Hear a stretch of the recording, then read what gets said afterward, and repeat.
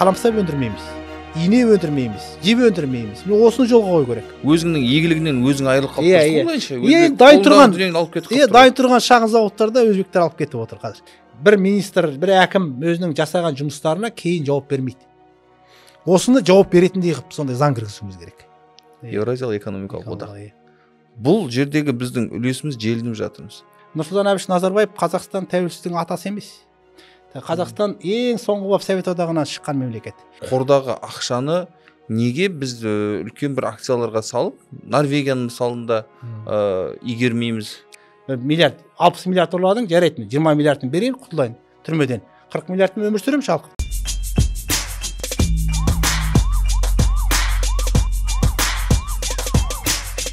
Арма көрермен, эфирде дүрбі сұхбат алған. Бүгін бізде белгілі экономист Талғат Демесінов мырза қонақта келіп отыр. Тәке, жалпы біздің экономиканы қайтсек гүлдендіртеміз, елімізді қайтсек бақуатты етеміз деген басты мәселе бар. Американың өзіндегі Рузвельттің өзі үлкен кризистен алып шыққан кезде Кейнс моделімен алып шықты ғой.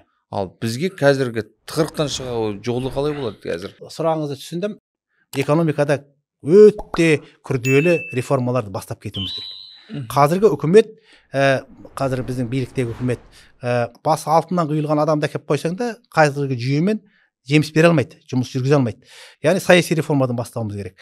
Қазіргі біздің үкімет проблемалар көп бізде. Проблемалардың себептерімен емес, салдарымен күресумен ғана айланысуда. Мысалы, су басудың салдарын жою. Оның алдын алу мәселелері. Неге осы мәселелер білінбеді ме? Оны білуге болады ғой алдын ала. Ол жоға болады. Дамбылар бұзылып жатты, жаңағы анау водохранилищелер, су қоймалары бұзылып жатты, каналдардың бәрі бітеліп жатты. Соның бәрі көріп отырды ғой. Жергілікті билік көріп отырды, үкімет көріп отырды. Соған дайындық жасауға болмай ма? Не болмаса Семейдегі орман өрті деген сияқты. Мына теңгенің құлауы долларға шаққандағы бағамының. Бұның бәрі алдын ала болжанып тұрған нәрселер ғой. Бұның бәрі болжам бар. Жоспар. Соған мына бізде бір мәселе бар. Мына мемлекеттік басқарудағы, мемлекеттік жоспарлаудағы екі мәселе жетпейді, бір емес. Бірінші системный подход дейді. Жүйелі тәсіл, басқарудағы жүйелі тәсіл жетіспейді. Яғни бізде үкімет эпизодтық басқарумен айналысады. Ручной управление, қолмен басқаруды. Ал саяси жүйелі тәсіл деген ол мысалы комплекс құрылады, мысалы 5 жылға келді ме үкімет, президент 5 жылға, 7 жылға сайланды ма, өзінің бағдарламасымен келеді. Бағдарламада нақты мақсаттар қойылады. Нақты оның жүзеге асыру жолдары қойылады. Оның қаржылық базасы айтылады. Қаражатты мынаны аламыз. Одан мынанша қаражат түсетін жоспарлар жасалады.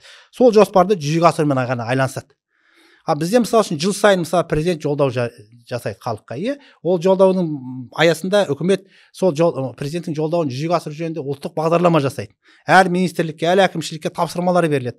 Ол жай тапсырмалар емес, оған қаржылық жағынан қамтамасыз етілу керек. Ұлттық қордан, бюджеттен қаражаттар беріледі. Міне бұл дұрыс емес меніңше. Бұндай жоспарлау жүйесі болмау керек. Бізде саяси деп айта беремін қайтаға, жүйелі тәсілге көшу деген, ол міне 5 жылға сайландың ба? Үкімет 7 жылға сайландың ба? Сол бағдарламаңды жүзеге асыр. Ертең сол уақытың келгенде, кететін уақытың келгенде есеп бер. Қай бағдарламаларды жүзеге асырдың, қай уәдеңді орындай алдың, қайсысын орындай алмадың, оның себебі қандай, қаражат қайда жұмсалды, одан қанша экономикалық тиімділік алдық. Осы туралы әр министр, әр әкім, әр үкімет, әр президент өстіп есеп беріп кететіндей болды. Ол парламенттің алдында есеп беруге, атқарушы биліктің, мәслихаттың алдында есеп. Сол кезде жауапкершілік болады. Бұл бірінші жетпей тұрған мәселе бізде. Яғни бізде идеялар бар, жақсы бағдарламалар бар, неше түрлі мемлекеттік бағдарламалар, оған қаражат бөлініп жатыр, бірақ соның аяғына жеткізілу механизмдері аяғына дейін жасалмаған. Содан кейін сол жауапты адамдардың жауапкершілігіне көп мән берілмейді бізде. Бір белгілі бағдарламаларға жауапты адамдар өзінің жұмысын істейді, ол биліктен жаңағы министрліктен кеткеннен кейін, оның орнына келген министр алдыңғы министрдің жұмыстары үшін жауап бермейді. Және алдын кетіп қалған министр, не алдын кетіп қалған әкім бұрынғы істеп кеткен қателіктеріне жауап бермейді бізде. Үлкен мәселе. Мысалы мен көп мақталып, көп айтылып жүрген, мысалы бұрын білім министрлігі болды, білім және ғылым Асхат Аймағамбетов. Қазір мәжілісте үлкен әлеуметтік мәселелер басқаратын комитет басқарады. Өте білікті азамат. Өз жеке басын өзім сыйлаймын мысалы. Бірақ сол көп мақталып ең популярный министр болды, мысалы айтқан, білім министрі болды. Оқытушылар, мектеп мұғалімдердің еңбекақысын өсіріп кетті 2 есеге дейін 4 жылдың ішінде. Енді жалғыз ол емес, үкіметке өзінің сөзін өткізе алды. президенттің алдында, парламенттің алдында, үкіметтің алдында, яғни жақсы қағазбастылықты азайтты мектептерде, жақсы біраз реформалар жасалды. Сол кісінің өзі үлкен қателік жіберді. Екі қат, бір емес екі қателік. Тура кетер кезінде 2022 жылы кетті министрдің қызметінен. Тамыз айының 13-інде министрдің бұйрығы шықты. Орта мектептерде орыс тіл пәнін, дене шынықтыру пәнін, еңбек пәнін, технология деп аталады. Сол пәндерді өзін-өзі тану пәнін мүлдем алып тастау программадан деген. Оларды біріктіріп оқыту, бұрын группаларға бөлек, ұлдарды бөлек, қыздарды бөлек оқытатын, орыс тілін несін оқытқанда екі группаға, подгруппаға бөлек оқытатын. Соның бәрін бір жылда қосып тастады. Августтың 13-інде. 1 сентябрьде оқу жылы басталады, 1 қыркүйекте. Көп мұғалімдер жұмыссыз қалды. Сол самопознание, орыс тілден, дене шынықтырудан, еңбек сабағына беретін мұғалімдер жұмыссыз қалды. Сағаттар азайып қалды, қысқарып. Кейбір мұғалімдер қалаға көшуге мәжбүр болды, ауылда сағатсыз қалғаннан кейін. Кейбірі мүлдем қысқарып қалды. Самопознание деген кәдімгі мамандық болды, жоғары оқу орнында оқытты кезінде Сары Алпыс қызының ұсынысымен енгізілген. Оны дайындалған мамандар бәрі жұмыссыз қалды қазір. Жұмыссыз қалған жоқ енді басқа сабақтарға. Бұл жерде жүйелі басқару деген не? Жүйелі басқару Аймағамбетов сол кезде сол 13 август емес, сол бұйрық шығарадан 2 жыл бұрын хотя бы 2 жыл қалғанда оны айту керек еді. Міне сіздерге мына 2 жылдан кейін самопознание деген өзін-өзі тану деген сабақ болмайды. Орыс тілін біріктіреміз, дене шынықтыруды біріктіреміз, сағаттар азаяды. Құрметті оқытушылар, мұғалімдер, сіздер жоғары оқу орнына барып, басқа мамандықтарыңызды алыңыздар, қосымша екінші жоғары білім алыңыздар, мамандықтарыңызды өзгертіңіздер деп, мұны жүйелі басқару деп осыны айтады. Бұл бір жетпей жатқан. Бұл тек қана барлық салада, Қазақстан темір жолын алайық, квази-государственный, квази-мемлекеттік компанияларды алайық, ұлттық компаниялар. Бәрінде осындай мәселе. Кейстерді айтып кетейікші, проблемалар көп, иә. Облыс әкімдерден кімнің қателігін айтамыз? Ол неге ол жауапкершілікті алмау керек? Иә, мысалы, жаңа ғана айттым, мен қайталап айтпай қоймын, басқа әкімшіліктерді айтайық. Мысалы, белгілі бір енді нақты ауыл шаруашылығы министрлігінен алайықшы. Ауыл туралы ғой енді. Ауыл шаруашылығы министрлігі кезінде мысалы жақсы бағдарламалар бастады. Мысалы Мамытбеков деген министр болды, иә. Мына Өзбекстанмен шекарада, Қазақстан екі ортада элеваторлар сала бастады, үлкен бағдарлама қабылдады. Одан кейін мына бидайды тартып ұнға айландыратын заводтар сала бастады. Өйткені біз ол кезде әлі мына Ресей мен Украинаның, Ресей мен батыс елдерінің арасында жағдай ушықпай тұрған кез. 2015, 2016, 17 жылдары. Сол кезде өте жақсы бір бастамалар қолға алынды. Біздің Қазақстанда солтүстік өңір, Ақмола облысы, солтүстік Қазақстан облысы, Қостанай облысы негізгі біздің бидай өндіретін өңірлер ғой. Бұлар әрине Ресейге біз экспорттауға бізге мүмкіндік аз. Өйткені Ресейдің өзі ең үлкен мұнай өндіруші мемлекет. Былтыр 180 миллион тонна астық жинады. Бізде де рекорд 27 миллион тоннаға таяу астық жинады. Бірақ енді біз кім экспорттаймыз? Біз Өзбекстан, Орта Азия мемлекеттері, Пәкістан, Қырғызстан, Ауғанстан сияқты. Сол жерлерде шекарада, Өзбекстан мен шекарада, Қырғызстан мен шекарада сондай шағын зауыттар салынды сол кезде, мемлекет бағдарламамен. Сол зауыттарды сақтап қалу керек еді. Енді Мамытбеков қызметінен кетті, басқа бір проблемалар бойынша, ол бойынша емес, басқа. Орнына басқа министр келді. Ол алатта бізде бір жүйелі басқару тәсіл жетпей тұр деп айтып тұрған сол. Ол келеді, алдыңғы министрдің істеген істерін жоққа шығарады, өзінің жаңа реформасын бастап кетеді. Қай министрлікті ала береді, ана бұрынғы министрдің бастап кеткен істің аяғына жеткізуге құлықты болмайды. Өйткені егер ол бастап кеткен инициативалар аяғына кейін келген министр жеткізсе, ол ойлайды, мына реформаны бастаған анау ғой, бұрынғы министр. Барлық атақ, барлық мақтау соған кетеді деп ойлайды. Мен өзімнің енді бастауым керек, ерекше болып көрінуім керек деген мәселе. Жүйелік жетпейді, сабақтастық жетпейді бізде. Көріңіздер ме? Министрліктерде осындай. Қазір ол басқа министр, одан кейін неше министр, Қарашөкеев келді, одан кейін басқа қазіргі Сапаровтар. Бұлар жаңағы мәселеге мән берген жоқ. Шекарадағы логистикалық орталықтар құру, бидайды апарып сол жерде тарту, оңқып тарту, шағын заводтар, элеваторлар салу деген мәселені бұған мән бермей қойды. Сіз экономист бол, мен жаңа бағана айтып отырмын, жалпы халыққа қарапайым экономиканы түсіндірейікші деп отырмын ғой. Астық бізден шығады. Астана қаласында, іргемізде сіздердің жаңа Көкшетауда немесе Тайынша ауданында астық орып әкелдік. Оны оңға айналдырдық. Астанада нанның бағасы 160-170 теңгеден басталады. Яғни астаналық дейтін фирманың беретін бағасы 170 теңге. Ал дәл сол оның астықты біз Өзбекстанға сатамыз. Өзбекстанда, Самарқанда дәл қазір нанның бағасы 80 теңге. Екі есе бізден арзан. Неге? Себебі сол Өзбекстан сол жаңағы саясатты несін басында дұрыс ұйымдастырылған саясатты олар дер кезінде ұқты. Мына министр ауысқаннан кейін олар ойлады, біз Қазақстаннан сол мұн күйі сатып алғанша біз шикізат күйі алғанымыз тиімді деді. Олар экономистер бәрі бар ғой, бізде де бар екен. Бірақ олар соны тезірек, мына іскерлікпен тезірек қолға алды да, олар сол Қазақстанда тұрған шағын, енді басында мемлекет құрды ғой қаражатымен. Кейін жекеменшік кәсіпкерлерге, жекешелендерді бер жаңа ең бас сұхбаттың алдында айтылған неолиберализм мәселесі. Бізде мемлекеттік меншік болмасын деген мәселе әлі күнге дейін сол саясат. Мемлекеттік меншік бір жерін тістеп алатындай қорқады да біз үкімет. Мемлекеттік меншікте тұра берсін, егер тиімді жұмыс істеп тұрған кәсіпорын болса, ол кімге кедергі?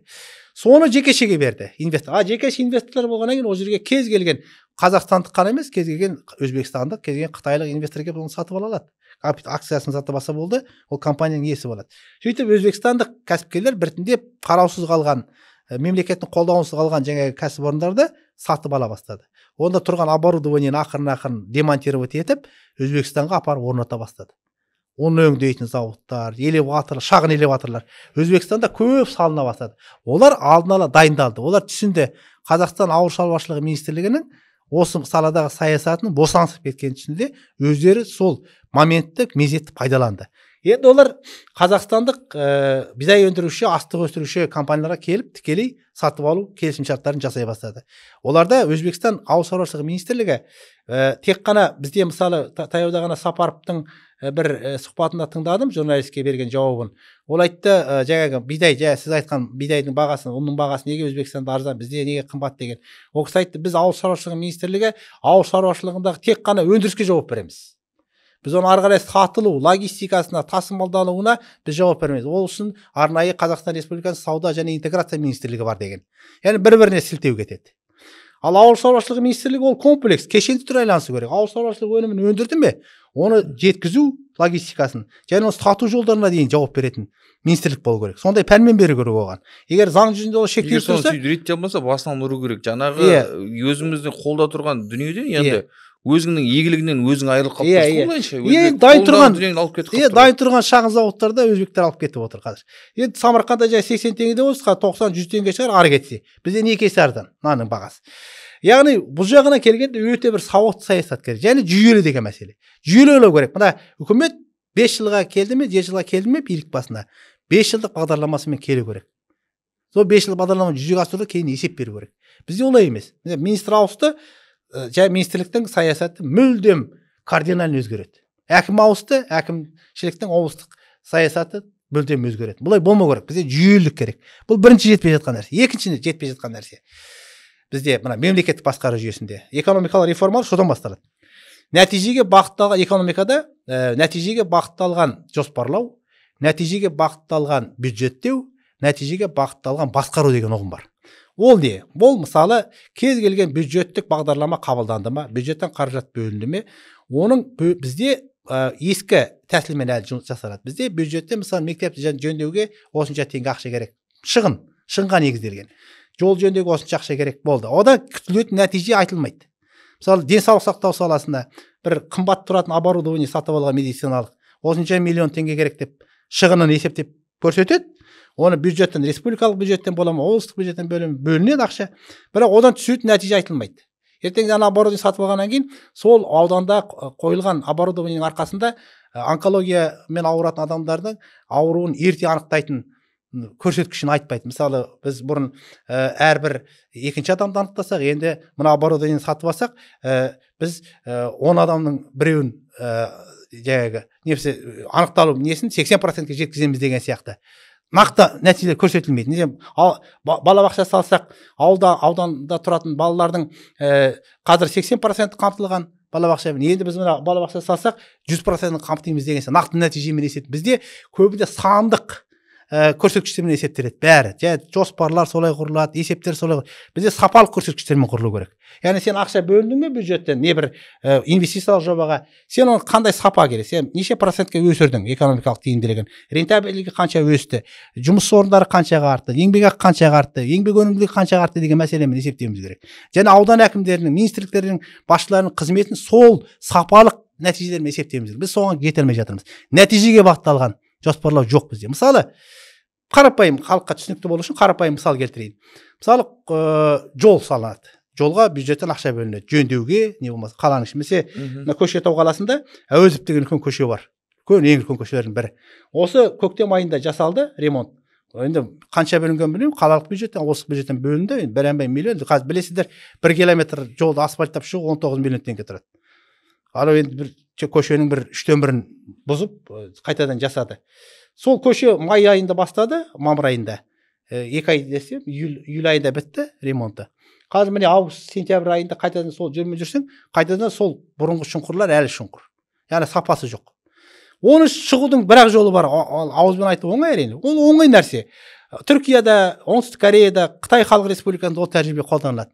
Сіз құрылыс тендер арқылы тендерді ұтып алдыңыз, құрылыс компаниясы сізге бердік. Әр километрден 19 миллионнан жарайды төлейміз. Бірақ мына жолды салғаннан кейін, бұл қаланың ішіндегі күре жол, көп магистраль, көп бұның сапалы салыну керек.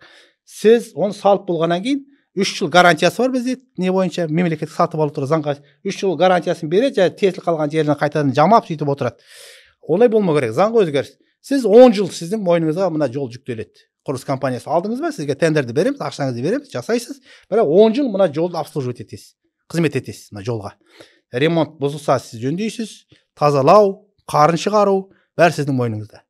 Вот сол кезде құрылыс компаниясы өз үшін, өйткені болашақтағы шығындарын азайтқысы келеді. Ол сапалы істейді. Ол жол сапалы. Битумның көбірек түгел технологиясын сақтап жүреді. Өйткені келесі 10 жылдың ішінде ана жолдан құтылғанша, ол обслуживаниесі құтылғанша аз ақша жұмсағысы келеді. Сондықтан ол сапалы салады. Міне ол қиын емес қой, заңға өзгеріс кіргізіп, ондай сол сияқты тұрғын үй саласында, құрылыс саласында, құрылыс саласының қандай сапасыз салып жатқанын көріп жатырмыз. Мектептер салу, басқа әлеуметтік, осылардың бәрінде жауапкершілік, бизнестің жауапкершілігі деген ұғым бар, әлеуметтік жауапкершілік. Осындай заңдармен бекітуіміз керек. Одан кейін міне осы екі негізгі мәселе, Ал енді тағы бір мәселе бар, мына кәсіпкерлік мәселесі бойынша. Кәсіпкерлікте бізде мына баға мәселесін айтады. Бағаның қымбаттауы, үкіметтің жаңағы оған кірісе алмауы, реттей алмауы, баға апта сайын емес, күн сайын өсетін кездер болады. Және ол баға өсуі, тауарлардың, қызметтердің бағасының өсуіне мемлекет кірісе алмайды. Жаңа ол неолиберализмнен келіп шығады. Жаңа ең бас либералдық жүйені таңдап алғанбыз. Кеңестік жүйеде ол реттеледі.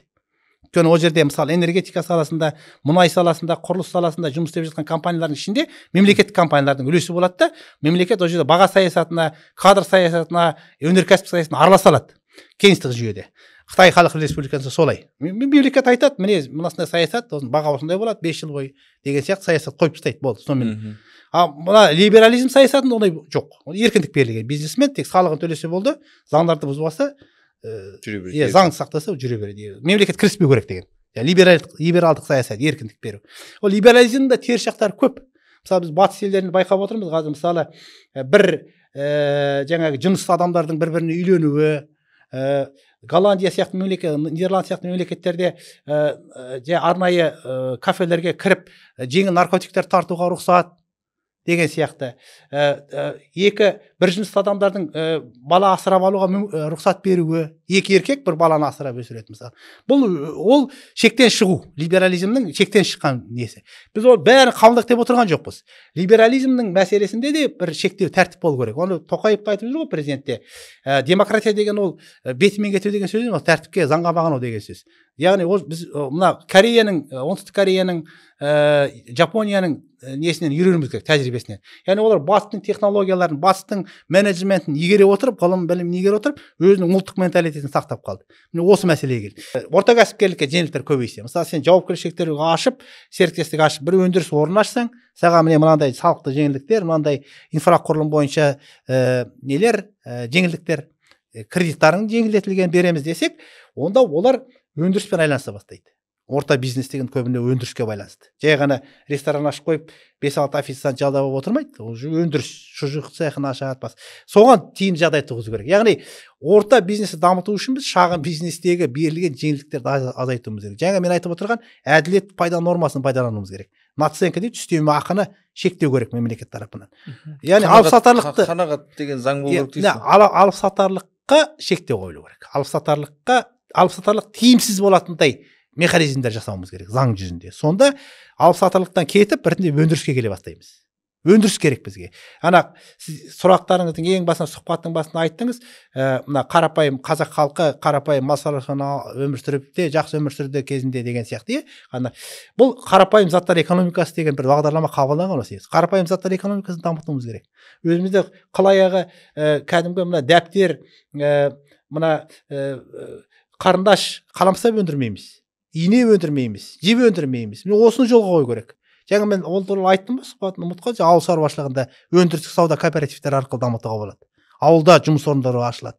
Инфрақұрылымға бөлінген 1 триллион теңге инфрақұрылымға емес, өндіріске, ауылдағы өндіріс, шағын өндіріске. Бір жол салып, мектеп жөндеуге ақша салғанша, өндіріс бір өндіріс салып, сол өндірістің мойнына әлеуметтік жауапкершілік ретінде жол жасауға, оны біз оларды күштемей-ақ, оларды мәжбүрлемей-ақ, олар өздері істеп алады. Ауылдағы адамдардың әл-ауқаты үшін, Родина сияқты, олар өздеріне жағдай туғызып отыр. Ауылдан адамдар кетпес үшін. Немесе солтүстік Қазақстанда Біржан Шаймерденовтың ауылы бар. Ол жердегі айлық жылдық бонусы 3 миллион да болады, мысалы. Ол акция жылдың аяғында алатын. Акционерлер алады. Жоқ, акция ол жұмысшыға берілетін. 1 жылдың ішінде. Ол өзінің кәдімгі премиальный алады. Табысты бөліп береді. Табыстан артылған табыстан береді. Және қыс бойы құр, яғни бұл солтүстік өңірден астық өңірі ғой. Құр астыққа қарамайды, яғни одан кейін мал шаруашылығын ұстайды. Ол жерде жаңағы қымбат комбайндар бар. Өзінің жұмыскерлеріне жеңілдетілген бағамен тауарлар сатылады, жаңағы наны, еті арзан деген сияқты, солай ғой. Осы сияқты комплексті түрде дамыту үшін осындай жаңағы өзіңіз айтып отқан осы идея маған көңілге көбірек қонып тұр. Мемлекеттік бағдарлама қабылдану керек. Ол мемлекеттің қатысуынсыз ол бағдарлама жүзеге аспайды. Қараңызшы, сіздің ұстазсыз қанша жыл нархозда сабақ бердіңіз. Сіздің шәкірттеріңіз президенттің экономика жөніндегі кеңесшілері. Арасында бар ондайлар. Бар. Министр болған адамдар бар. Оларға дұрыс сабақ бермедіңіз бе, әлде сізге құлақ аспай ма? Бұл сіз айтып отқан әңгімелеріңіздің барлығы өте орынды да, мен көкейіме қонып отыр негізінде. Жаңа айттым енді, былай, басына алтын қаптап қойып, аяғы айдан салбырап түссе де, қазіргі саяси басқару жүйесінде ешқандай білімді, ешқандай халықшыл, ұлтшыл азамат келсе де, халыққа жаны ашитын министр қылып тағайындайық оны, үкімет басшысы қылып тағайындайық, тіпті президент қылып тағайындасақ та, мына саяси қазіргі басқару жүйесінде құрылған рамкалар дейді. Мына шекарадан олар асып кете алмайды. Ол үшін қазіргі элитада, саяси элитада жүрген саясаткерлерді енді адамға байланысты емес. Мына саяси жүйе жеке тұлғаға байланысты емес, верховенство закона, заңның үстемдігі құрылған жүйе құрылу керек. Сол кезде ғана ол саяси басқару жүйесі құрылғаннан кейін барып, экономикалық, қаржылық басқару жүйелері өзін-өзі жұмыс істей бастайды. Сіз қанша жерден білімді, ол мен айтып отырған мәселелерді ол да білуі мүмкін. Жаңағы сіз айтып отырған мен шәкірттерім бар, арасында министр болып жүрген, болған, президенттің жанында кеңесші болып жүрген адамдар бар, үлкен компаниялар басқарып отырған. Оларды дұрыс оқытқаннан емес, олар осы мәселелерді білуі де мүмкін. Бірақ олар өздеріне берілген өкілеттіліктер, өзіне берілген заң шеңберіндегі шектеулер, саяси басқару жүйесі жағдайында ол инициативаларын жүзеге асыра алмайды. Инициативадан қорқады. Мына орысша айтқан инициатива наказуема дейді. Ол бір сондай бір ұсыныспен шықса, оның бойына сол мәселе бойынша жауапкершілік жүктеледі, оның ар жағында қолдау болмаса, оны жүзеге асыра алмайды. Идея айту оңай, сынау оңай, ұсыныс айту оңай. Оны жүзеге асыру, іске асыру мәселесін, оны ұйымдастыру мәселесі, ол бір адамның қолынан келетін нәрсе емес. Ол жерде саяси, экономикалық, қаржылық басқару жүйесі оңтайлы жұмыс істеп тұру керек. Ол жерде заң үстемдік құру керек. Жеке адамдардың, жеке тұлғалардың саяси салмағына қарамау керек. Мысалы, кезінде болды, қазірде соған, қазір кішкене азайды оның ықпалы. Үлкен ықпалды саяси тяжеловес дейміз, саяси салмағы ауыр кісілер бір министрлікке министр болып тағайындала қалса, сол министрліктің жұмысы жақсара бастайтын. Мысалы, Иманғали Тасмағамбетов кезінде қорғаныс министрі қылып тағайындады, Нұрсұлтан Әбішұлы Назарбаевтың тұсында. Қорғаныс министрлігінде жұмыс істейтін адамдардың еңбекақысы өсті. Өйткені ол саяси ауыр салмақты адам. Оның қаржы министріне, премьер-министрге, депутаттарға сөз өтеді. Ол танымал адам, мысалы. Ол саланы көтеріп кетті біраз. Одан кейін кетті, жарайды, басқа жаққа. Не болса Алматыға, Астанаға әкім қылып қойды. Ол барып қаржы министріне кіріп, ол қаржы министрі өзіне 20 жас кіші жігіт. Айтады, балам, бізге мынанша ақша керек. қорғаныс министрлігіне десе, ол оның сөзін жерге тастай алмайды. Тіпті ол тыңдамаса барып үкімет басшысына барылады. Тіпті болмаса президенттің өзіне айта алады ол мәселені. Осы мәселеден кетуіміз керек біз. Қазір мысалы әкімдердің арасында да қайсының беделі жоғары, қайсының мына президент администрациясының алдында беделі жоғары, президенттің алдында беделі жоғары.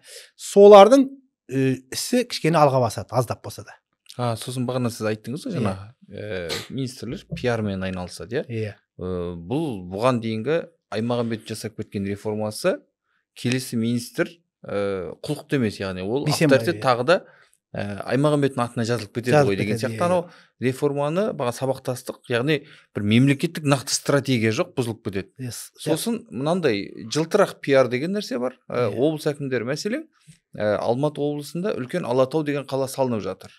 Сол салыну керек, барлығы бекітілген, үкіметтің деңгейінде қаражат бөлініп жатыр. Бөлінген, бірақ ақша толық бөлінбей жатыр. Енді не істейді? Облыс әкімі не істейді? Жасай алмайды. Енді пиарды Ресейден Варламов шақырады. Бәленбай ақша төлейді. Варламов келеді, директ фильм жасайды сол Алатау туралы. Бірақ облыс әкімі ол жерде көрінбейді.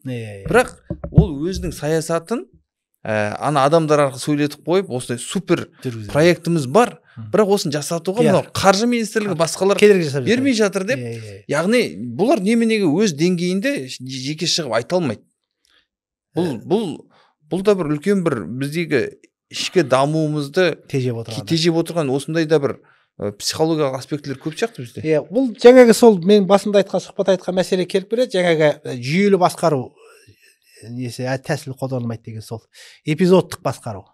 Міне мына жерде ұпай жинап қалу, мынандай бір шешім қабылдап, сол блогерлерді, журналистерді, жаңа ақшаға сатылатын адамдарды сатып алып, кейбір адамдар енді ақша берсе, мемлекеттік тендер ойнатып, тендерға кіргізіп қойса, ол сол тендерді бөлген адамның сөзін сөйлейді. Үлкен кәсіпкерлер де ондай жалдайды, кейбір шамасы бар.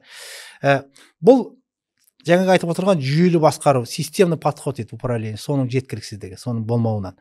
Одан кейін бізде мына әкімдердің үлкен мемлекеттік саяси басшылардың, политический служащий, саяси қызметшілердің жауапкершілігі, жеке жауапкершілігі, персонал жауапкершілігі туралы заң қабылдау керек. Бізде ондай заң жоқ. Жаңа сұрағыңыздың басында болды, ол туралы мәселе айтылдық. Бір министр, бір әкім өзінің жасаған жұмыстарына кейін жауап бермейді. Осыны жауап беретіндей қылып сондай заң кіргізуіміз керек. Сол кезде жаңағы пиар, басқа мәселелер қалады өзінен өзі. Және оның жеткіліксіз нәрсе, мына үлкен бір кемшілік. Жаңағы атқарушы билік пен заң шығарушы биліктің және сот билігінің арасындағы жаңа айтқан теңсіздіктің болуы. Яғни атқарушы билікке заң шығарушы билік өзінің үстемдігін жүргізіп, одан есеп сұрай алмайды. Сондықтан әкімдер ойына не келеді, соны істейді. Ол мына бұрынғы Сүлеймен патшаның тұсында, Осман империясының тұсында Сүлеймен патша айтатын еді ғой, мен Алланың жердегі көлеңкесімін деп. Ол енді патша, абсолютті монархия.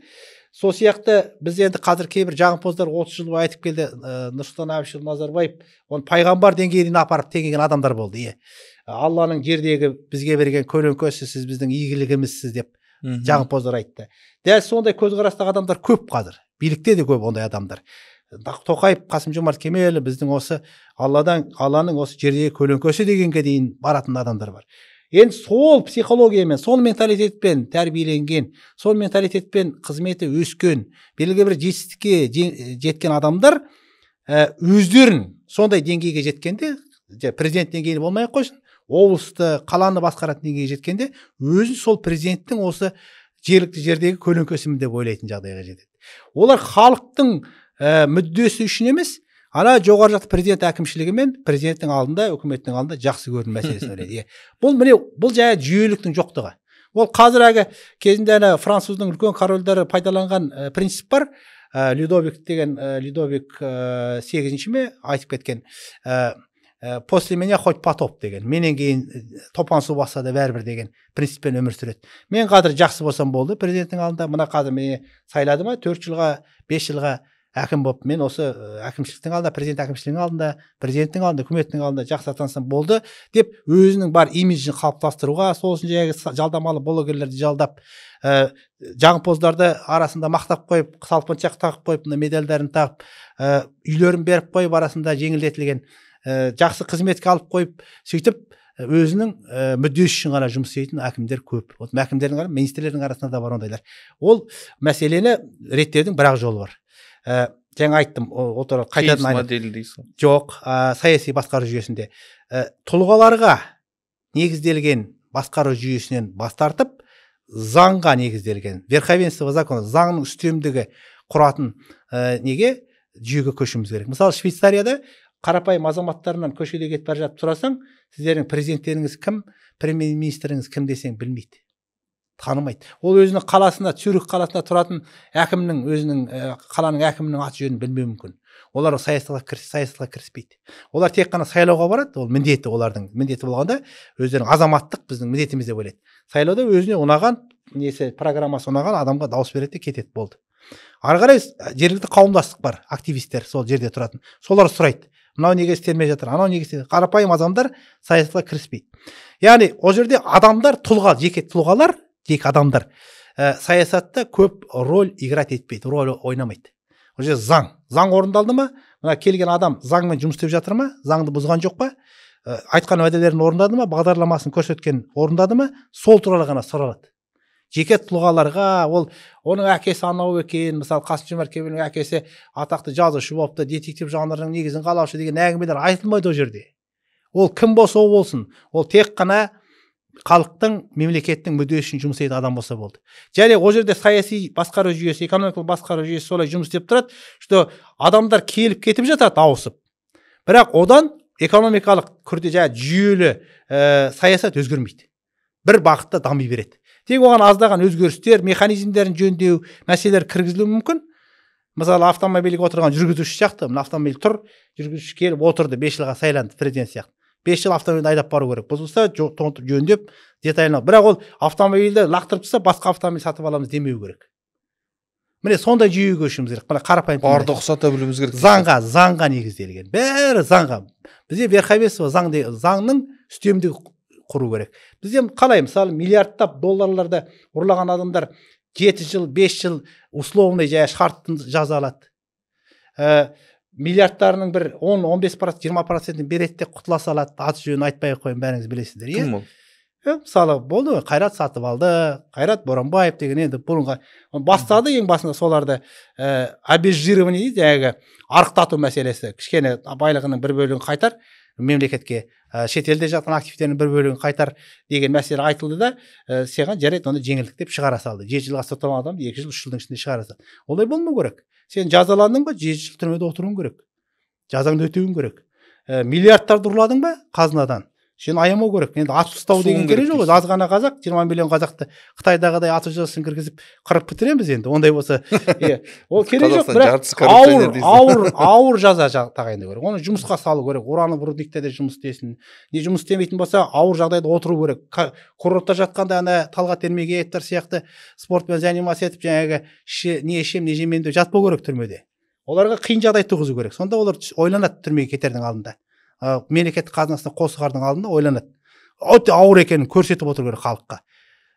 Сондай ауыр жағдай, ауыр жазалар қолдану керек. Ол мәселе онда емес. Мәселе айтайын дегенім, бұл халықтың көзін алдау үшін жасалған нәрселер ғой. Сатыбалдының жағдайы, анау Боранбаевтың жағдайы. Бұл жалпы жүйеге сол не болу керек. Басқару жүйесіне тән нәрсе болу керек. Яғни сен қылмыс жасадың ба, миллиардтап қазынаға қол салдың ба, сен аямаймыз деген мәселе болу керек. Аямаймыз. Ол тек қана саған байланысты емес, сенің мүлкіңе, сенің туысыңа қатысы болады деген сөз. Ол өзінің әйеліне, құдасына жазып тастайды да, байлықтың бәрін. Өзі сокол гол как сокол дейді. Яғни мен ешқандай ақшам жоқ, әйелінің үйінде тұрып жүре береді. Ертең түрмеден шығады да, шалқып шетелде өмір сүре береді, миллиардтарды офшорларға тығып тастайды. Бұндай болмау керек. Міне, яғни жеке тұлғаларға бағытталған емес, заңға бағытталған. Бір 100 мың теңге пара алып, ұсталып қап, 7 жылға сотталған ГАИ-дің қызметкерлерін білеміз. 100 миллиард теңгені қазынадан жеп қойған адамдар 7 жылға сотталып, 2 жылдан кейін шығып жатыр. Солай ма? 100 мың теңге пара алып, қарапайым лейтенант 7 жылға бас бостандығынан айырылып жатыр. Тауық ұрлап сотталып жатыр. тауық демей ақ қояйық енді. Ұсақ түйек нәрсе. Яғни заң бәріне бірдей жүрмейді деген сөз. Сен ақшаң бар ма? Сен түрмеге барсаң да жақсы өмір сүресің деген көзқарас оларда. Сен миллиардтарды ұрладың, ертең түрмеден шыққаннан ертең сен дайын тұрады ол миллиардың. Миллиард, 60 миллиард ұрладың, жарайды, 20 миллиардын берейін, құтылайын түрмеден. 40 миллиардтың өмір сүремін шалқып деп. Сондай психология бізде. Ондайға жол бермеу керек. Полностью өте қатаң заң болу керек. Жаңа Өзбекстан логистикалық хабты өте күшті пайдаланып жатыр дәл қазір. Біздің элеваторымыз пайдаланып кеткен сияқты. Қазір темір жол, Қытайдан шыққан темір жол Қырғызстан, Өзбекстан арқылы батысқа жетейін деп тұр. Жалпы үлкен акула держава тұр да. Яғни біз соның қасында синергиялық тұрғыдан жаңа акуладың қалып кеткен қалдықтардың өзімен де күн көруге болады. Яғни біздің тұрған локациямыз Қытай іргесінде тұрғаннан кейін де біз мұнайымыз болмаса, ауыл шаруашылығымыз күшті болмаса да біз сауда логистикалық хаб жүргізу арқылы да үлкен бір экономикалық державаға айналуымыз мүмкін. Жалпы ол экономикада болуы мүмкін, ықтимал теория ретінде қаралады да. Біз қандай өзімізге келетін игіліктерді кері теуіп жатырмыз, келіп жатқан бақты қайда теуіп жатырмыз дегенім ғой. Жақсы, ол енді мысалы қазір көп сынап жүр бірінші президенттің тұсындағы жағдайды, Назарбаевтың тұсындағы. Ол кезде де біраз жақсы инициативалар жүзеге асырылды. Оны мойындау керек. Мысалы батыс Қытай, батыс Европа деген тас жол салынды. Енді ол тас жолдың сапасы, басқа мәселе көп жылдарға созылған бөлек әңгіме. Біз жалпы сіз дұрыс айтасыз, Қазақстан экономикалық тұрғыдан өте транзиттік потенциалы, әлеуеті өте жоғары мемлекет. Бізге Қытай мен Европаны жалғау арқылы ғана, Қытай мен Ресейді жалғау арқылы ғана жылына жоқ дегенде 20-25 миллиард доллар таза кедендік баж салықтар арқылы пайда кіргізуге мүмкіндік бар мемлекетпіз. Бізде ол 8 миллиард доллардан аспайды, қателеспесем қазіргі уақытта. 2 есе 3 есе өсіруге болады бір транзиттік потенциалымызды. Ол үшін жаңағы сапалы жолдар, автомобиль жолдары, сапалы темір жолдар болу керек. Мына Қазақстан темір жолы соңғы жылдары мына үлкен сол Қазақстан темір жолын басқарған белгілі азаматтардың бірі Ержан Атамқұловтың айтуы бойынша Қазақстандағы темір жол составтарының жүк жолы ескіруі, составтардың ескіруі және жолдардың жеткілікті деңгейде ұсталмауының тозуының нәтижесінде пойыздардың жүріп өту жылдамдығы Қазақстанда орташа сағатына 40 километрге түсіп қалған екен. 2005 жылы 60 километр болған екен жүру жылдамдығы. Бұндай жағдайда мысалы Қытай болсын, Европа елдері болсын, бұл оларға тиімсіз. 40 километр деген өте ақырын жүреді. Қытайдан Европаға жіберілген товар оларға 15-10 күннің ішінде жетпейді, бір айға дейін кетіп қалуы мүмкін. Жолда тоқтайтын. Ал сол жолдардың сапасын арттыру керек. Яғни высокоскоростной дейді, жылдамдығы жылдам жолдар салу керек. Қытаймен келіссек, Қытай оған инвестиция тауып бере алады. Олар оған мүдделі. Ол тек қана Қырғызстан, Өзбекстан, Түркмения, Иранның территориясы арқылы Түркияға шығатын жолға онымен шектеліп қалмайды Қытай. Ол егер біз оларға жақсы ұсыныс айтсақ, Қазақстан территориясы арқылы тағы бір тармағымыз арқылы жібереді дейсің. Тіпті бар жолды жаңадан салмай қойсын, бар жолды реконструкция жасап, жылдамдығы жүретін пойыздар жүретіндей технологиямен салып берсе, ол бізге де плюс, оларға да плюс болатын еді. Оны мемлекетаралық келісімдер арқылы реттеуге болады. Одан кейін біздің мына Ресей мен екі ортадағы логистикалық немізді мүмкіндіктерімізді пайдалана алмай отырмыз. Ресей қазір мысалы үшін газ тасымалдау, қазір енді батыстың санкцияларына сәйкес газ, мұнайын мына бұрынғы Европа елдеріне сата алмайтын жағдайға жетті. Олар қазір қаражаттарын көбін Индия, Қытайға жіберіп жатыр. Оларға мысалы Индияға тікелей шығатын жол керек. Ресейге. Олар Қытай арқылы Индияға жол өткізу өте қымбат, өйткені Гималай тауынан өткізу болған мүмкін емес ол жақтан. Сондықтан мына Орта Азия арқылы, Қазақстан территориясы арқылы Ауғанстан жерімен неге апаруға болады, Индияға шығуға болады. Біз сол жолды мүмкіндікті жіберіп алдық. Мысалы, үлкен газ трубопровод дейді, газ құбырын салу. Ресейден Қытайға газ құбыры Монғолияның территориясымен салынып жатыр. Мысалы, сол кезде біз кішкене, орысша айтқан настойчивый, кішкене біздің одақтастық Ресеймен арадағы жылы қатынасымызды пайдаланып, президенттердің арасындағы тығыз байланыстарды пайдаланып, кішкене Путинге, Ресейдің үкіметіне өзіміздің сөзімізді өткізе алған жағдайда, сол газды мына Сібірден кететін, шығыс Сібірден, батыс Сібірден кететін газ құбырын Монғолияның территориясы емес, Қазақстан территориясы арқылы, Шығыс Қазақстан облысының, Павлодар облысының территориясы арқылы өткізуге келсек, біз бір жағынан екі мәселені шешіп алатын едік. Экспорт арқылы, экспорт, газ экспорттау арқылы кедендік баж салығын түсіріп отыр. Екінші, сол облыстарда біз шығыс облыс, Павлодар, Абай, Шығыс Қазақстан облысында газ жоқ қой. Батыстан тарту керек, ол өте қымбатқа түседі. Астананың өзін әреңеге отырмыздар газды. Сол Ресейдің арзан газын сатып алып, сол облыстарды газдандыруға қысымы да жоғары болар еді. Газды газдандыруға болатын. Өйткені Ресей өзінің газын қазір қайда жіберерін білмей отыр. Алатын сатып алушы жоқ. Япония алмайды, ар жағында тиіп тұр, алмайды олар санкция. Батыс елдер алмайды. Ол жағдай жүргенше ол басқа жолдарын іздейді Ресей. Қытай қашан қалады ол? Қытайдың өзіне де газ жетеді. Қытайдың басқа алатын жерлері бар газды. Арабтардан алып жатыр, Ираннан алып жатыр деген сияқты. Сондықтан осындай мәселелерді біз жаңағы үлкен мүмкіндіктерді жоғалтып алып отырмыз. Жаңағы транзиттік әлеуетті. Бұл жерде де сол жүйелі тәсілдер жетпей жатыр үкіметке. Бір жүйе, бағдарлама керек те, мысалы, бізде жыл сайын бір бағдарлама қабылдап, мысалы, биыл 25 жылға арналған, 28 жылға арналған 3 жылдық бағдарлама деп қабылдайды да, оған бюджеттен қаражат, ұлттық қордан қаражат бөледі де, оның ар жағында сұрауы болмай қалады. Бізге нақты міне, президент тағайындады, сайланды ма 29 жылға дейін. Президент 20 қай жыл сайланды Қасым-Жомарт Кемелұлы? 22 жыл сайланды, 7 жылға, 29 жылға. 29 жылға дейін. 7 жылға сайланды ғой. Соңғы конституция бойынша. Ол нақты өзінің бағдарламасымен келу керек болды. Міне мен президент қылып сайласаңдар, мен мынандай бағдарлама, мынандай мақсат мүдделерім бар. Мынандай уәделерім бар сіздерге. Мынандай проблемалар шешем. Оған мынанша қаражат керек. Ол қаражаттарды мына жерден алам. Одан бөлінген ақша осынша экономикалық тиімділік әкеледі. Одан осынша нәтиже көреміз деген. Сол алып жол бойы жыл сайын жолданатын жолдаулар, жыл сайын қабылданатын бағдарламалар керек жоқ. Ол тағайындады, енді үкіметтің басшысын тағайындады. Үкімет соған байланысты президенттің берген жаңағы сайлау алды бағдарламасына сәйкес үкіметтің экономикалық әлеуметтік бағдарламасын жасайды. 5 жылға не 7 жылға арналған. Сол бойынша жұмыс істейді. Сол бағдарлама міне 5 жыл үкімет отырды ма, үкімет басшысы, министрлер 5 жылдан есеп береді. Парламенттің алдында есеп береді.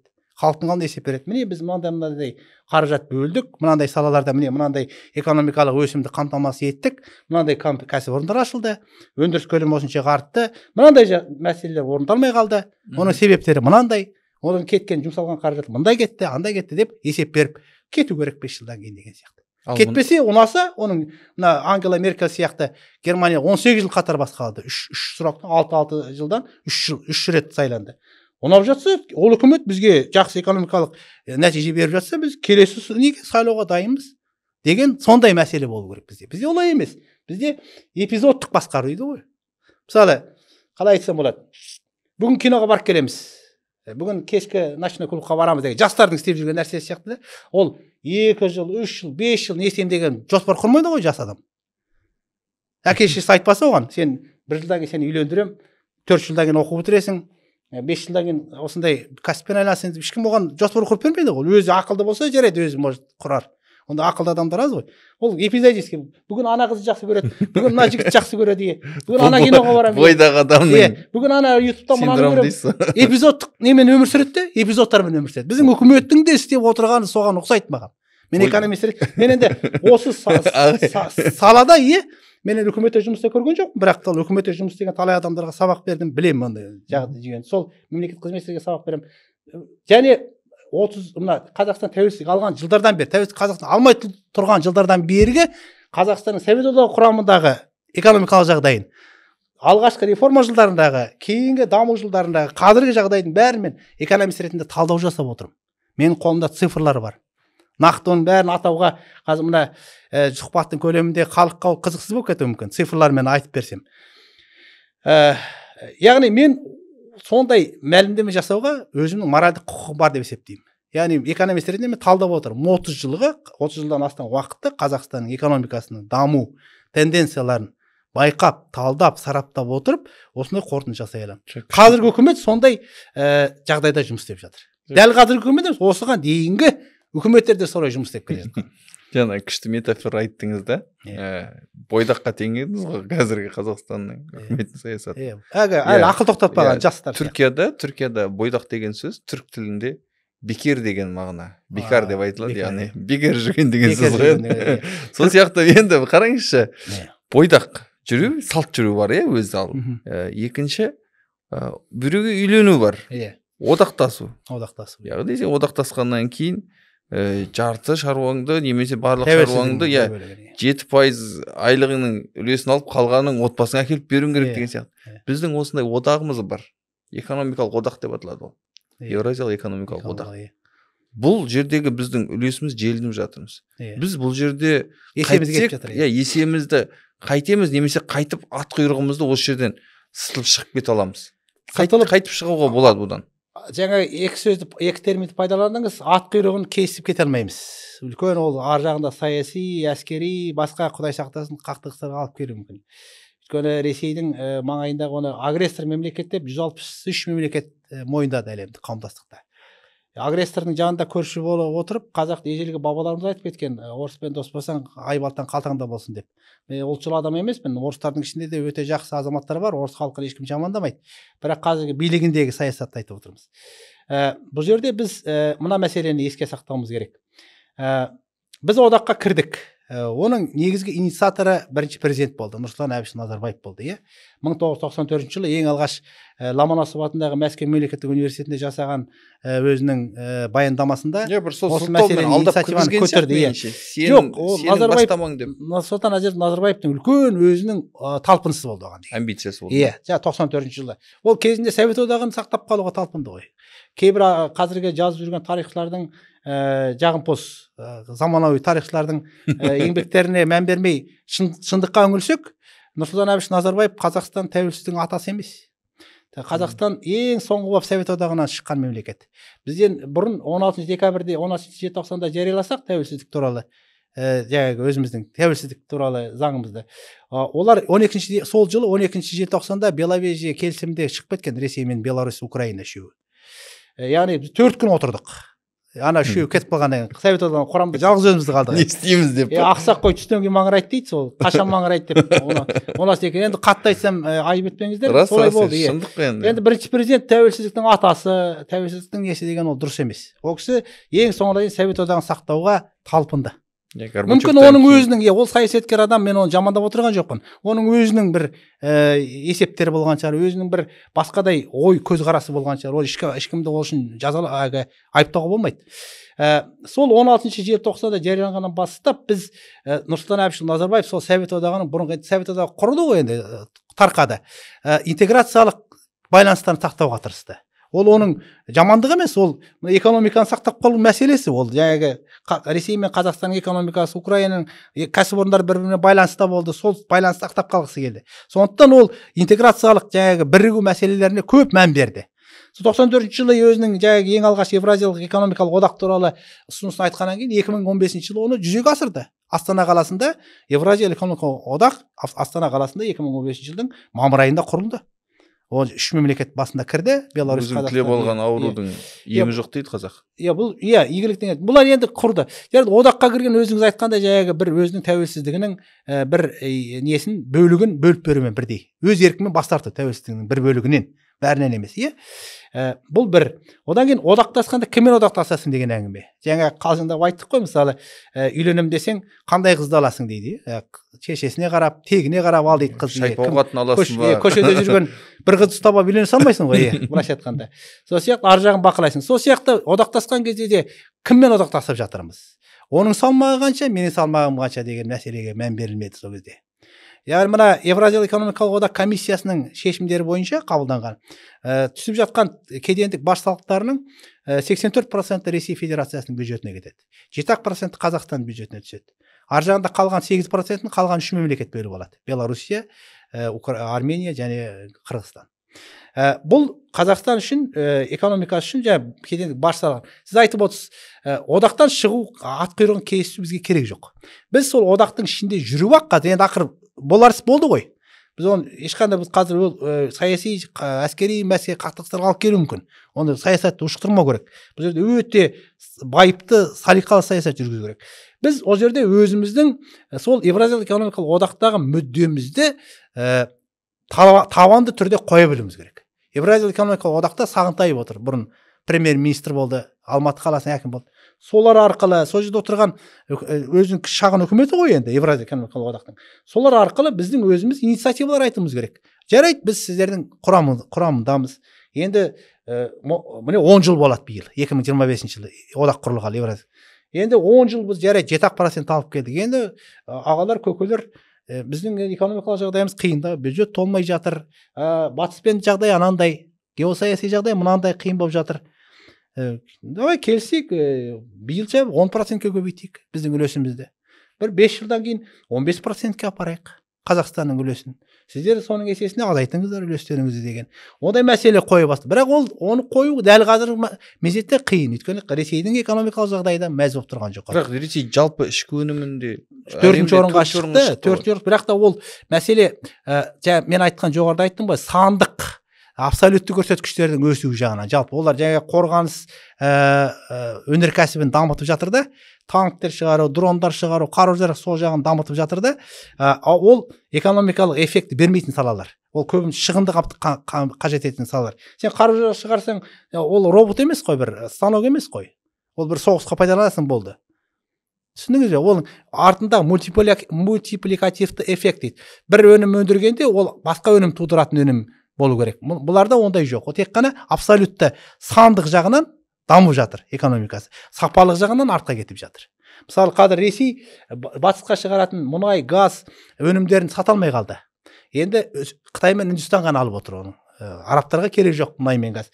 Қытай мен Үндістан оларға американ долларымен төлемейді ақшаны. Олар Қытайға сатса юаньмен алады, расчет, есеп. Үндістанға сатса рупиймен алады Индияның. Қазір Ресейдің орталық банкінде жиналған резервтік, қорда жиналған ақша Индияның рупиймен, Қытайдың юанімен үйіліп қалды. Оны алып, ол ақшаны апарып Гонконгқа, не болмаса Японияға, не Батыс Европаға барып, жаңа технологияды алайын десе, Ресейге бермейді оны. Және олар айтады, доллар әкел дейді. Жарайды, біз сізге сатайық, фирмалар арқылы келсе. Сатайық, бірақ доллармен береміз дейді сізге. Сіздің юаніңіз керек жоқ. Свободно конвертируемая валюта, еркін айырбастыратын валютаға жатпайды, юан да, рупий де. Ол еркін айырбастыратын валюта әлемде 4-ақ валюта бар. Американ доллары, евро, швейцариялық франк, фунт стерлингов, және 5-шісі Японияның иенасы. Көбінде доллар сұрайды. Не евромен есептестейді. Ресейдің оларға төлейтін доллары жоқ. Олардың ана шетелдегі сақталған резервтік қорының 250 ма 300 миллиард долларды заморозить етіп тастады. Мұздатып тастады Америка мен батыс елдерін, Ресейдегі, Украинадағы жағдайға байланысты. Ол ақшаны қайтара ма, қайтармай бір құдай біледі. Соғыстың переговорға сақтап отыр, келіссөз жүргізді ғой, соғыс аяқтаған. Сол кезде активтерін қайтарамыз, мына жерді бізге бересіңдер деген, Украина қайтарасын деген, сол саяси сауда-саттыққа сақтап отыр ол ақшаны. Ресей енді ол ақшаны қайда жібереді? Рупий мен юаньді. Бізге юаньмен төлектесі, біздің юанің бізге не керек дейміз ғой. Жарайды, біз алармыз, біз Қытаймен сауда-саттығымыз жақсы дамыған. Мысалы, жаңағы айталық, араб елдеріне юаньмен төлейміз, арабтар айтады, жоқ, маған керек жоқ, маған доллар әкел дейді. Ол юаньға жібереді арабтар. Енді бұлар не істейді? Қытайдың технологияларын алады. Жаңағы юан үйіліп қалды ғой. Енді барып Қытайдың технологияларын, Қытайдың техникасын алады. Қытайдың тауарларын алады. Қазір Қытайдың автоконцерндер Ресейде көп заводтар салып жатыр. Батыстың автоконцерндер кетті ғой, Мерседес, бәрі болған бір. Тойота, оның орнына Қытайлар келіп заводтарын салып жатыр. Енді ол Қытайдың товарларына көшіп жатыр бәрі. Үндістан да солай. Үндістанмен де екі арадасы. Міне осындай жағдайларда жаңағы сіздің сұрағыңыз Ресейдің жалпы ішкі өнімін енді осыны пайдаланып тұр осы кезде. Бұл Ресейге қазір сандық жағынан экономикалық, макроэкономикалық көрсеткіштердің өсуін бергенімен, кейінгі 4-5 жыл, осыдан кейінгі 4-5 жылдың ішінде үлкен экономикалық қиыншылықтар тудырады. Өйткені жаңағы ашылған оборонный промышленность, қару-жарақ шығаратын кәсіпорындар соғыс аяқталса, олардың қажеті болмай қалады. Оларды қайтадан консервациялап, қайтадан азаматтық товар өндіретін оған тағы қаржы керек болады. Ол бір деп қойыңыз. Екіншіден, өндіріс өсіп жатыр, жарайды. Жаңа зауыттар, фабрикалар салынып жатыр, қару-жарақ өндіріп жатыр, басқа техника өндіріп жатыр, құрылыс материалдарын өндіріп жатыр Ресей. Жалпы ішкі өнім өсіп жатыр, 4-ші орын. Бірақ сол өндіріс орындарын игеретін жұмыс күші жетпейді Ресейде. Міне осы жақын 1-2 жылдың ішінде үлкен дефицит рабочий силы дейді. Еңбек күшінің жеткіліксіздігімен, тапшылығымен соған ұшырайды Ресей. Ол жұмыс күшін қайдан алады? Тағы да орталық Азиядан, Өзбекстан, Қырғызстан, Тәжікстаннан келген азаматтардың келсең, ал жаңа Тәжікстанның азаматтарына байланысты саясатты білесіз, анау терактілерден кейін олар қиындатып миграциялық саясатын. Әзербайжандағы жағдай онша жақсы болмайды. Апатынан кейін тағы да сондай күрделеніп кетті. Армениямен жағдай нашарлап барады. Армения Еуроодаққа кірем деген инициатива білдіріп отыр. Грузияда үлкен толқындар бар. Яғни жан жағындағы мемлекеттердің көбі Ресейге баруға мүдделі болмай отыр қазір. Жұмыс күшін қайдан алады енді? Индиядан ғана тартып алады. Үндістан. Бірақ Үндістан өте динамикалық тұрған үшінші орынға шықты ғой жалпы. Олардың өздеріне жұмыс күші керек. Қытайдан алу керек. Қытайда да өздерінің экономикасы қарқын дамып келеді. Қайдан алады жұмыс күшін? Жұмыс күшін алудың бір-ақ жолы бар. Соғыс тоқтату керек. Соғыс тоқтаса украиндарың да бұрын жұмыс істеген Ресейде, оны Орталық Азиядағы жағдай түзелсе, бейбіт жолға бұрынғы қалпына түссе, жұмыс күші келе бастады Ресейге. Яғни жақын осы 2 жылдың ішінде сол зауыттарда жұмыс істейтін жұмыс күші жетпейтін мәселеге жетеді. Ары қарай жаңа өндіріс көлемі көбейте берсе. Яғни бұл Ресей өзінің экономикасын милитаристік бағыттан, яғни қару-жарақ өндірісінен азаматтық өндіріске көшіру үшін де көп қаражат керек. Және ана батыстағы қалған активтерін қайтарып алу мәселесі үлкен проблема. Ресейге мына Украинамен соғыс аяқталған кезде жаңағы келіссөздер жүргізгенде біраз батысқа уступкаға, яғни шегініске тура келеді. Біраз жерді қайтаруға. Мүмкін Херсон облысын алып, Херсон қаласы сол қала мекен Украина жерінде. Енді ол жерді бөлісу мәселесі болады ғой жерде. Соғыс тоқтату үшін келісімге келу керек. Қырымды әрине бермейді олар. Қара теңізде бақылауда ұстай алмай қалады етпесе. Донбасс мен Луганскіні бермейді, Донецк пен Луганск. Ана Запорожьенің бір бөлігі мен Херсон облысының бір бөлігін қалдыру мүмкін. Активтерін қайтарып алу үшін. Батыста жатқан активтерін қайтарып. Бұл батыс елдеріне де тиімсіз болып отыр. Өйткені Германияда, Францияда инфляция деңгейі өсіп кетті. Бұрын Ресейдің арзан газын алып, өндіріс орындары, зауыттар, фабрикалар, тұрғын үй шаруашылығы бәрі жақсы жұмыс істеп тұрған. Қазір инфляция деңгейі мысалы Германияда 8-9%-ке жетті. Бұрын жылына 2-3%-тен аспайтын. Газдың қымбаттауынан, мұнайдың қымбаттауынан. Оларға да ол тиімсіз. Батыс Еуропаға да соғыстың тиімсіз. Бұл жерде тек қана ұтып отырған Америка Құрама Штаттары әрине. Ол бірінші дүниежүзілік соғыста да, екінші дүниежүзілік соғыста да сондай бір ұтыспен шыққан мемлекет қой. Ана орысша мынандай бір изречение бар, айтатын сөз бар. Кому война, а кому мать родная дейді. Біреуге соғыс қайғы болса, біреуге туған анасындай көрінеді. Яғни соғысты бизнес қылатын мемлекеттер, тіпті соғысты бизнестің мүддесі үшін ашатын мемлекеттер бар. Енді мен Америка Құрама Штаттарына күйе жағып отырған жоқпын. Бірақ Америка Құрама Штаттары кез келген саяси, кез келген әскери қақтығыстардан өзінің экономикалық бизнес мүдделерін ойлап, соны алып шығатын мемлекет. Бұл бизнесмен мемлекет. Бизнесмен мемлекет. Түсініп отырсыз ба? Өйткені Америка Құрама Штаттарының жалпы мемлекеттік құрылымы өзі бизнеске құрылған. Кезінде үндістердің жерін тартып алған бизнес болған үлкен.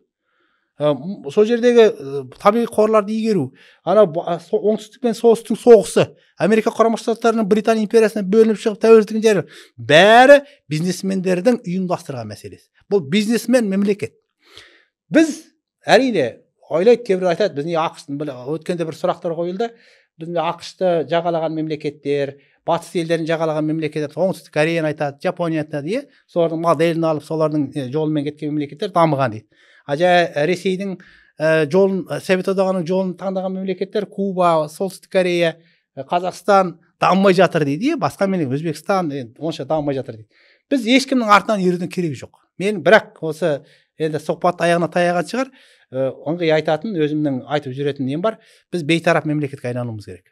Ең алдымен саяси реформа жасағанда бейтараптық жағына талпынуымыз керек. Одақтардан мүлдем аяқ асты шығып кетудің керегі жоқ. Үлкен жаңа айттым, қақтығыстарға алып келеді.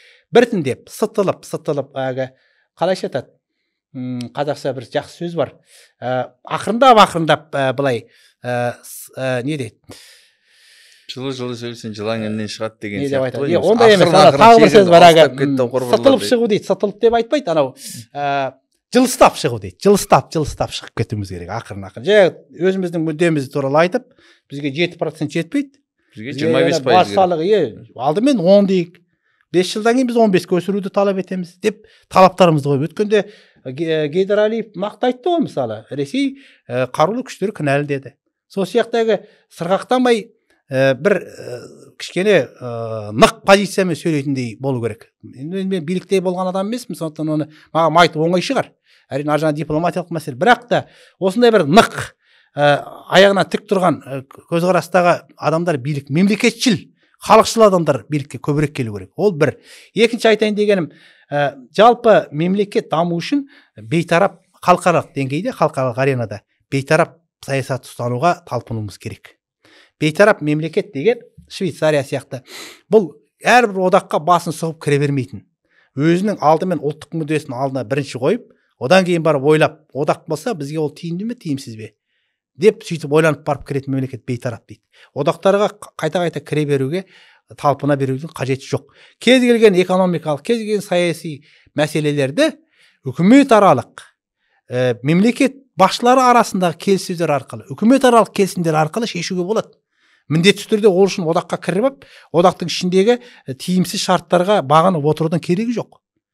Ол біз Евразиялық экономикалық одақта болмасақ, Ресей бізді басып алады деген сөз емес қой. Біз Ресеймен достық қатынасымызды сақтайық, қатынасымызды үкіметаралық келісімдер жүргізейік, достық, жаңағы достығымызды жалғастыра берейік.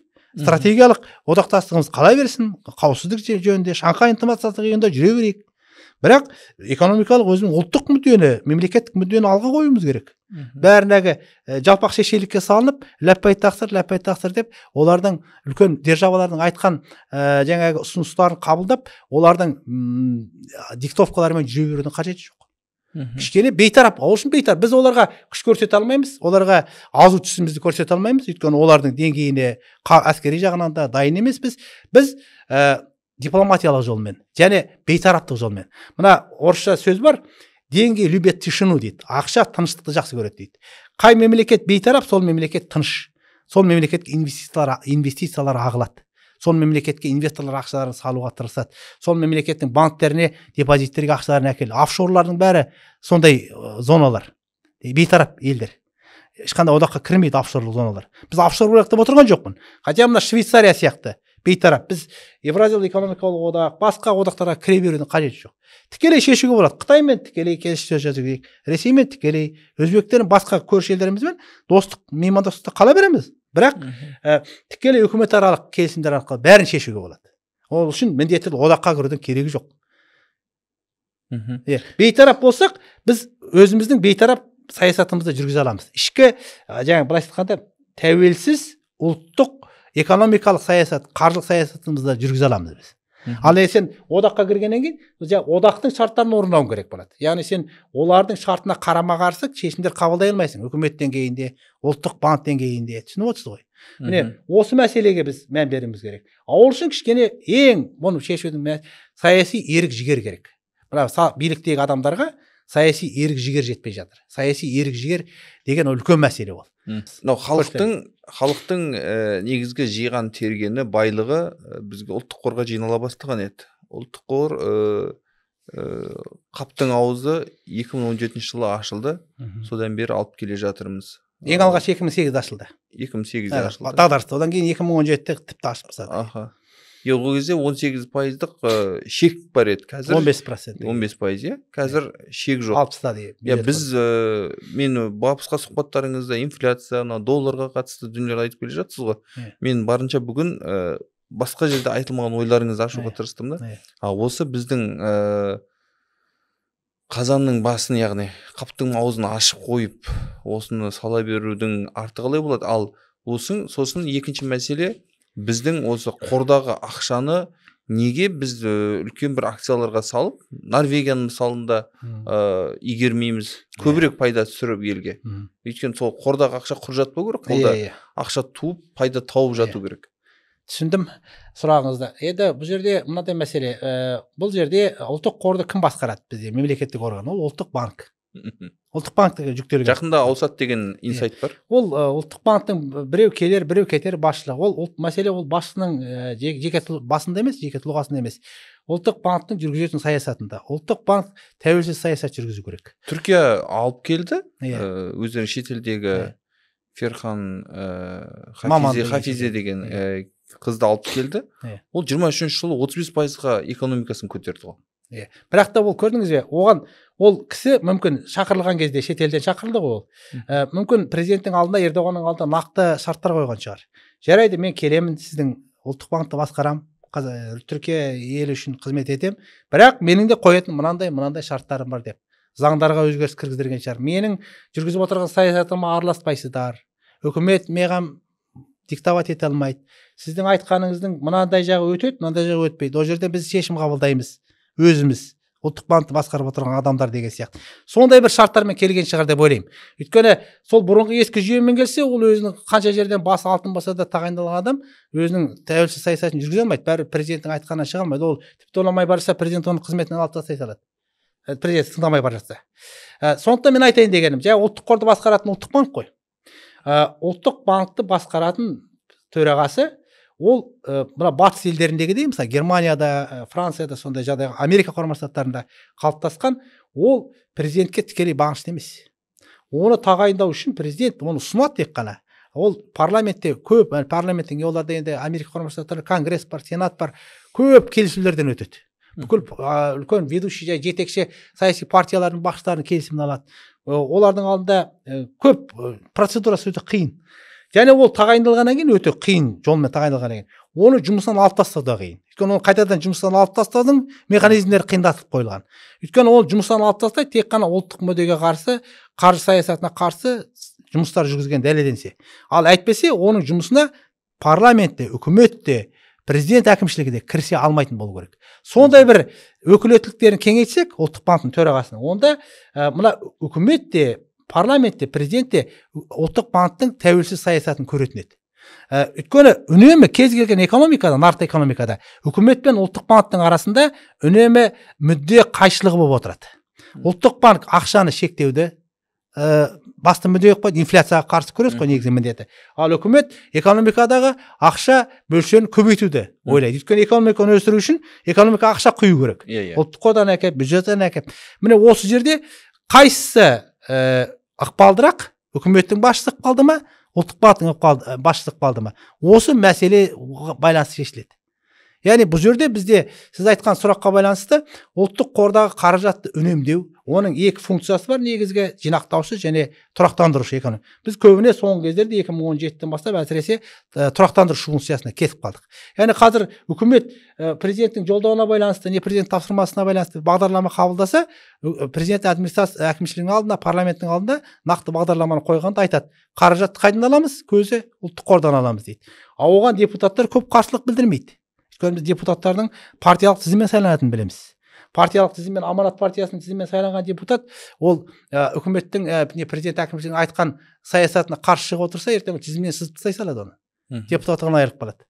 Ал тәуелсіз бір мандаттың басында айттым ғой сұхбаттың. Бір мандатты жүйемен сайланса, ол халықтың алдында ғана есеп береді, ол қорықпайтын ешкімнен. Аманат партиясының, Ақ жол партиясының басшысының айтқанымен жүрмейтін, ол өзінің халықтың айтқанымен жүретін еді. Міне осы тұрғыдан келгенде ұлттық банк тәуелсіз емес. Бізде президент жолдауда айтты, тапсырма берді, үкімет бағдарлама жасады, қаражатын көрсетті, ол қаражат қайтады. Президенттің әкімшілігі, президенттің өзі қайта салады, ұлттық банктың төрағасын шақырады, ана сұрап отырған 2 триллион теңгесін бөліндір дейді. Ұлттық банктың төрағасы оған бір ауыз сөз айта алмайды. Өйткені оны тағайындайтын президент. Жоқ, бұл енді механизм, ал жалпы біз ұқсата білу, осыны ары қарай көбейту, қаражат салу мәселесі. Оны жаңа содан келе жатыр. Міне ұлттық банкты басқарып отырған адамдар, оларда заң жүзінде және президент әкімшілігі тарапынан шектеуге сұрайды. Яғни ол өзінің ұлттық қорды басқарудағы еркіндігі жоқ. Яғни ол мысалы үлкен компаниялардың жаңағы General Electric, General Motors, немесе Tesla, не болмаса жаңағы үлкен Nvidia бар. Үлкен компаниялар акцияларын сатып алайын десе, оған ондай полномочия, өкілеттілік берілмеген ұлттық банкке. Ол оны келісу керек, парламенттен барып келісу керек, үкіметтен, президент әкімшілігінен рұқсат алу керек. Біз міне мына қаражаттың ұлттық қорда жатқан ақшаның осынша бөлігін араға салайық деп, мынаған ол есеп беру керек. Оның жаңа айтып отырған тәуелсіздік жетпейді оған. Ол оны салса ақшаны, жақсы, инвестициялық табыс алса, оның ар жағында риск деген ұғым бар. Және мемлекет қадағалаушы органдары бар. Анау счетный комитет қазір высшая аудиторская палата дейміз, қаржы министрлігі бар, орда қадағалап отырады ғой. Олар айтады, сіз заңда мынау көрсетілмеген, мынандай жерлерге салу, жаңағы Американың осындай компаниялары салу рискованный, себебі оларда процент ставкалары жоғары, доходность, табыстылық жоғары. значит табыстылық пен тәуекелдің арасында тура байланыс бар. Неғұрлым табыстылық жоғары болған сайын қаржы активтеріне салынған, соғұрлым тәуекел де жоғары деп есептеледі. Ол қаржылық менеджментте дәлелденген нәрсе. Яғни жоғары табыстылық алу мақсатымен ұлттық банк жоғары табыстылығы бар акцияларға ақшасын сала бастаса, тәуекел жоғары, сіздің тәуекел мөлшері асып кетті, сізге ақша салмаңыз деп, оған шектеу қойылады үкіметтің өзі. Қаржы министрлігіне шектеу қойылады, ұлттық банкке. Не президент әкімшілік айтады, мынау дұрыс емес. Сондықтан оларда еркіндік жоқ. Ал оған толық еркіндік беріп қою тоже қауіпті. Ол тоже бақылауда болу керек. Сондықтан бұл жерде ұлттық банктың жаңа өкілеттіліктерін арту керек деп отырмыз. Сіздің айтып отырғаныңыз дұрыс. Ондай компаниялар бұл жерде ол қаражаттарды салу, шетел компаниялар, дамып келе жатқан мықты компанияларға ақшасын салу, ол ұлттық банк тарапынан тікелей жүзеге асырылмаса да, оны делдал ұлттық бір компания құруға болады. Тағы ұлттық банк емес, бөлек ұлттық компания. Сол шетелдегі активтерді басқару жөніндегі. Яғни Қазақстанның мысалы шетелде жатқан резервтерін біз қазір Қазақстанның ұлттық банк ұлттық қорының ақшасын қайда салады? Тек қана тәуекел төмен Америка құрама штаттарының, Батыс Еуропа елдерінің үкіметтерінің шығарған федералдық бағалы қағаздарына салады. Ол мемлекеттердің берген гарантиясымен, кепілдігімен шығарылған бағалы қағаздар, олар қорықпайды, үкімет жауап береді оған. Олардың бірақ табыстылығы соответственно төмен. Сәйкес түрде төмен. Жаңағы содан түскен пайда қазір балаларға бөліп беріліп отыр. Көп пайда емес, табыстылық өте төмен. Олардың 7-8%-тен аспайды жылдық өсімақысы. Ол доллармен беріледі. Доллармен алған табыстылық 7-8% болғанның өзінде ол жақсы табыстылық. Бірақ ол балаларға 120 мың теңге жылына, 140 мың теңге әр балаға шығып отыр ғой. Былтыр 100 мың теңге шықты ма? Биыл 100 мың ба? 100 доллар шықты. Енді биыл 100 мың теңге деймін, сондай ақ шығады деп отыр. Енді ол көп ақша емес қой, жарайды. Оған да тәуба дейміз. Одан бөлек оны табыстылықты көбейтудің жолдары бар. Қанша бөлігі алтынмен тұр қазір? 30 миллиард долларға жуық ақша, енді ұлттық банктың нақты статистикасы бойынша 29 ба, сол 30 миллиард доллар жуық қаражат ақша алтын валюта қорлары. Алтын валюта қорлары деген алтын құймалар.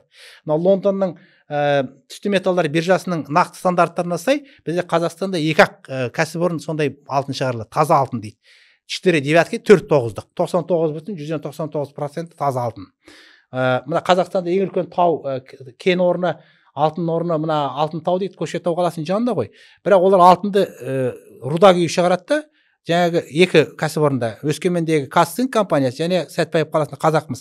Соларда өңдеп, оларда сол афинажный заводтар бар. Жаңағы рудасын өңдеп 4-9-дық алтын шығарады. Ол 3-ақ салмақпен шығарылады. 1 килограммдық, 2,5 килограммдық және 12,5 килограммдық слиток дейді, құйма. Сол құймалар түрінде шығарады. Оны коммерциялық мақсатта Қазақмыс та, Казцинк та өз бетімен сата алмайды. Ол шығарған алтынын тек қана ұлттық банк сатып алады. Ұлттық банк өзінің мемлекеттік белгілеген бағасы бар. Ол енді әлемдік алтынның бағасына, әлемдік нарықтардағы бағасына жуық таяу, бірақ одан төменірек бағамен ұлттық банк сатып алады да, оны сол қоймаға жинап қояды. Ұлттық банктың қоймасы бар. Сол жерде алтын құймалар түрінде жиналып тұрады.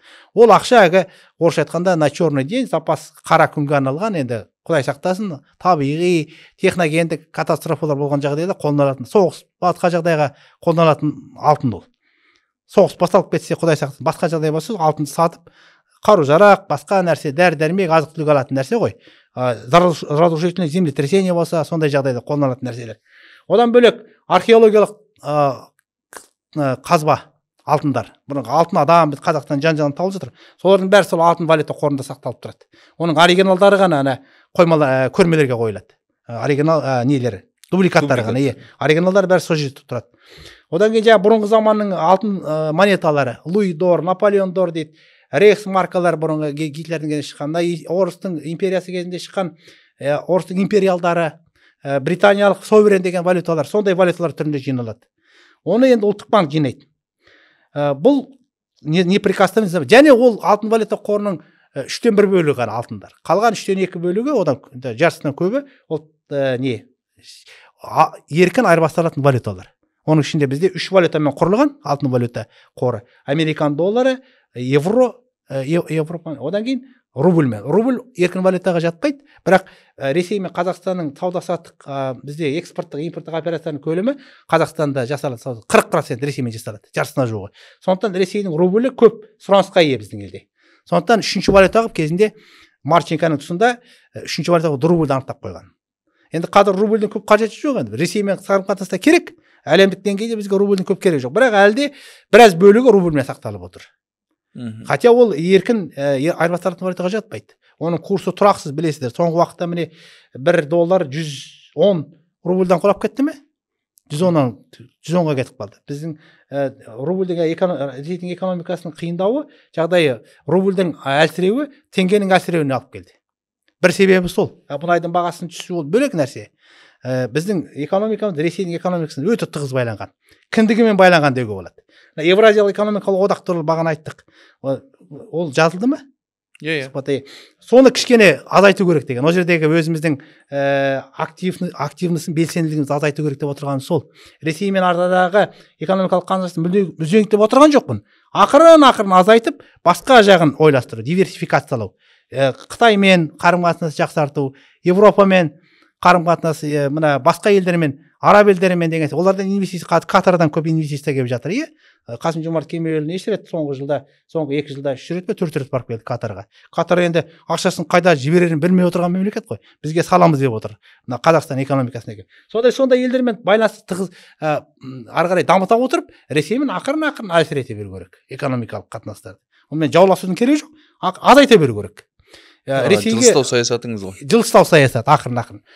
Мүлдем оны ат құйрығын үзектеп отырған ешкім жоқ, ол Құдай берген көршіміз, оны ешқайда қашып құтыла алмаймыз. Бірақ экономикада, саяси мәселелерде, әскери мәселелерде өте біз сақ саясат ұстануымыз керек Ресеймен. Біз көрдік. Ресейдің он на что способен дейді ғой, неге дайын екенін көрдік. Өзінің туған славян бауырларын қарсы соғысып жатқан мемлекет. Әрине ол Украинаға қарсы деп отырған жоқ, олар батыс елдерінің агрессиясы деп отыр. Путиннің өз шындығы бар. Былайша айтқанда өзінің шындығы бар, иә. Сондықтан біз кішкене бейтараптыққа қарай талпынуымыз керек, менің ойымша. Енді оны үкімет басына, билік басына адамдар тыңдай ма, тыңдамай ма? Айтты ғой, енді бізде жалпы экономиканы осы бағанағы жиып түйіп келген кезде осы сұхбатта адамзаттық, адамгершілік, өзінің бір адами құндылықтары бар адамдар ғана келген кезде елдің экономикасы көтерілетініне, өзіміздің ұлттық мүддеміз қорғай алатын мінез болған кезде ғана өз аузымызға, өзіміздің қолымыз жететін жағдайға жететінімізге көзіміз жетті. Осындай бір кейбір адамдарымыз толық түсінбей жүрген, өзімізге де беймәлім болып келген тұстарды әдемі айшықтап тәпсірлеп бере алдыңыз. Сол себептен осындай келесі сұхбатыңыз сізге мыңда бір рахмет айтамыз. Дүние тұрғанша тұрыңыз. Сіздің үніңізді бағанағы осы биліктің айналасында, үлкен кісілердің ортасында жүрген шәкірттеріңіз құлақ асып, осы сұхбатыңыздан, сіздің айтқан ойларыңыздан бір нақты нәтиже шығарады деген үкілі үмітіміз бар. Ел молшылықта, тоқшылықта өмір сүрсін.